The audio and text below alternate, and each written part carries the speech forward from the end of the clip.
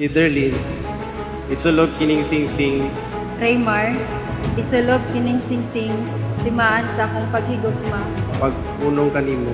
sa ngalan sa Amahan, o sa Anak, o sa Espiritu Santo.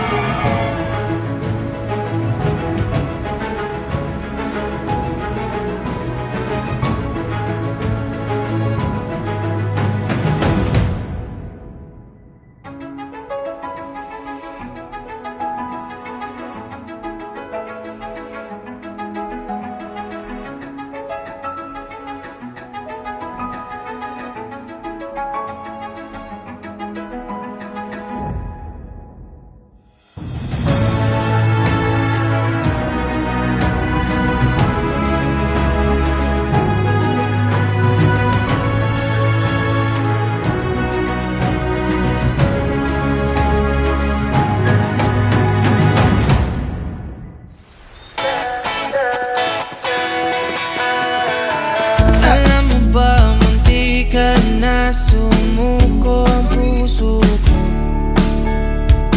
sa paulit-ulit na pagkakataon na nasaktan na bigo.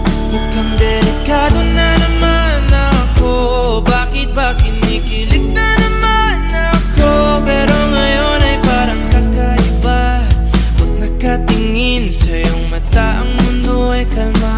Ngayong andyan ka na, di magmamadali. Ikaw na ang katabi, ang saan ko kay pumuti. Di na maghanap ng kung anong sagot sa mga tanong, dahil ikaw ang katiyakan ko. Hindi na ako bibitaw, iyong ikaw na. Raymar, mianhi ba ikaw sa imong kabubuton aron pagbugkos kanunay sa imong kaugalingon diha sa pagigugma ug pag-alagad sa imong asawa? Oo, Padre. Lain mararamdaman ko muli ang yakap ng panahon habang kumakalabit ang init at sinag ng araw. Mukhang di naman delikado kasi parang humingit. Ederlin, kini si Raymar nga niya karon dinhi, dawaton ba nimo siya nga imong bana sumala sa lagda sa Panginoon Santa Iglesia? Dawaton, Padre. Uyon ka ba nga iyang asawa?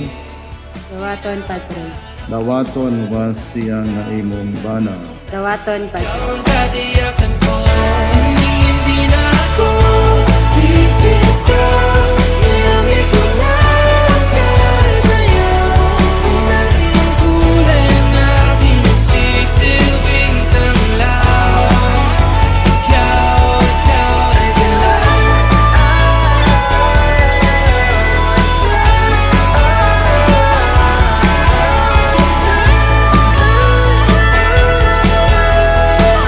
Itugot, Ginoo, nga kami makahiusa sa kasing-kasing ug hunahuna. Sukad karong adlaw, bisan unsay mahitabo, maayo o dawtan, sa kahamugaway o kapitos, sa sakit o sa maayong panglawas, hangtod ang kamatayon mabulag ka namin. Ka na di magmamadali, ikaw lang ang katabi, ang saan ko ang muti.